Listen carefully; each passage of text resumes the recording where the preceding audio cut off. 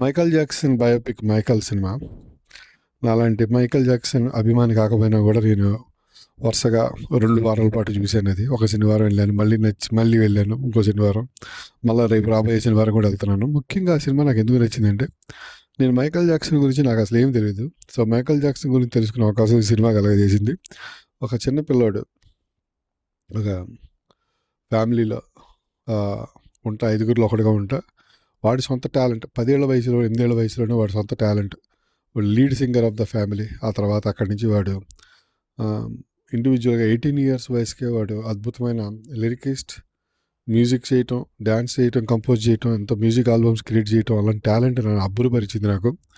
అది చాలా unique talent, అది దైవికమైన టాలెంట్, అది అది అందరికీ వచ్చేది కాదు. అది అది అసలు ఇవాళ జీవితాన్ని అంతా తరిచి చూస్తే అట్లాంటి టాలెంట్ కొంతమందిలో ఎందుకు ఉంటుందిరా అంటే, అది they are born with that, it is not created. దేవుడు ఇచ్చిన టాలెంట్, దేవుడు క్రియేట్ చేసిన బొమ్మలు వీళ్ళందరూ.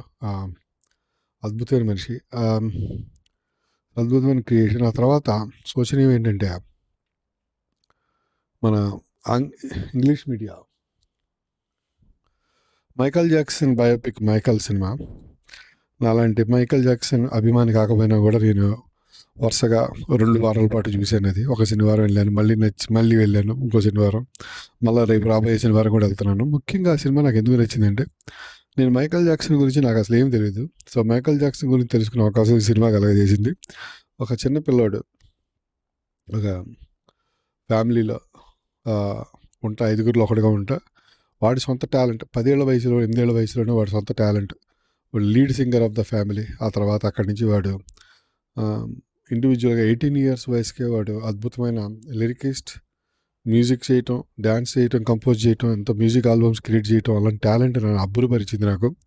అది చాలా యూనిక్ టాలెంట్, అది దైవికమైన టాలెంట్, అది అది అందరికీ వచ్చేది కాదు. అది అది అసలు ఇవాళ జీవితాన్ని అంతా తరిచి చూస్తే అట్లాంటి టాలెంట్ కొంతమందిలో ఎందుకు ఉంటుందిరా అంటే, అది they are born with that, it is not created. దేవుడు ఇచ్చిన టాలెంట్, దేవుడు క్రియేట్ చేసిన బొమ్మలు వీళ్ళందరూ. అద్భుతమైన మనిషి, అద్భుతమైన క్రియేషన్. ఆ తర్వాత శోచనీయం ఏంటంటే, మన ఇంగ్లీష్ మీడియా